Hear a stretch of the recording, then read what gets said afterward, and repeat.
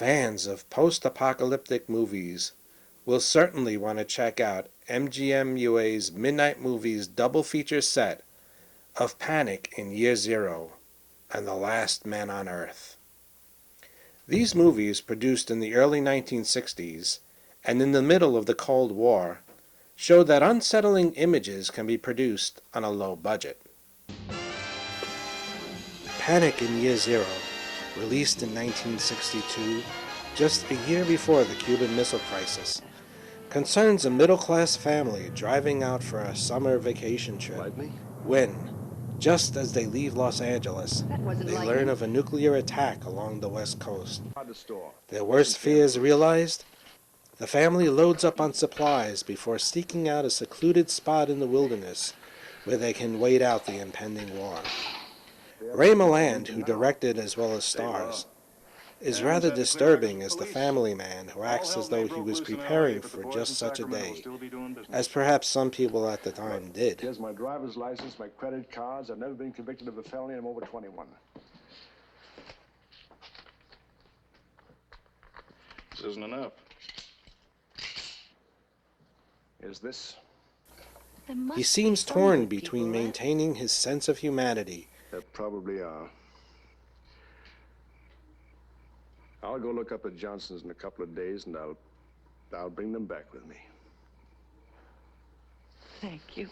And resorting to drastic measures to keep himself and his family alive.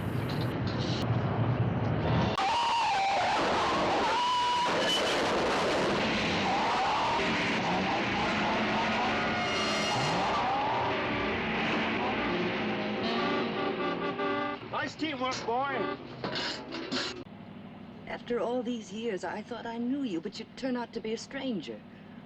Robbing and mauling people like some kind of a cheap hoodlum. We are fighting for our lives, Anne. My family must survive.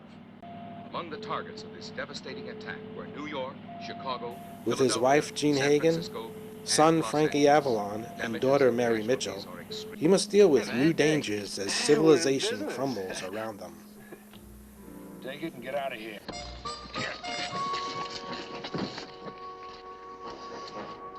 A big piece of civilization is gone, and your mother wants to save what's left. And so do I.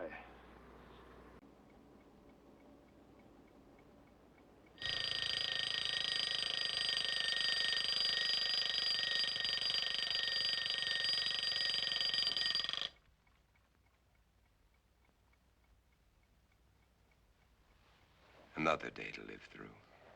Better get started.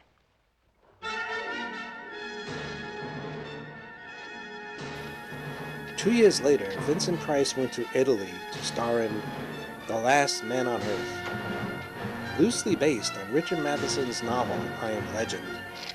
The movie is quite atmospheric, as it depicts Price as the sole survivor of a plague that has killed off most of humanity and turned the rest into zombie-like vampires.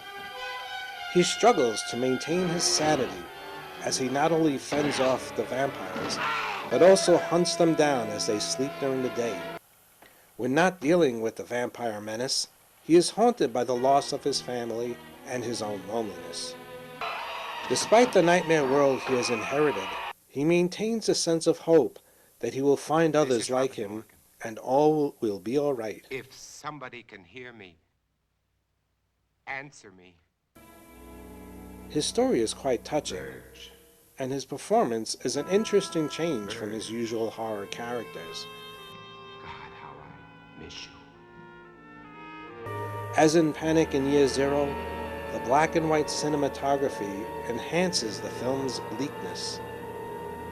Both movies are presented in their original 2:3:5:1 widescreen formats, enhanced for widescreen TV.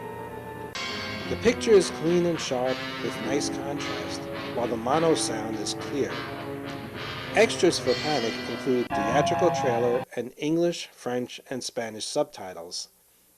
Extras for Last Man include a short interview with Richard Matheson. Dracula. If the whole world became vampires, it would really be scary. And oddly enough, I regard that as my only science fiction novel. Is that all it has been since I inherited the world?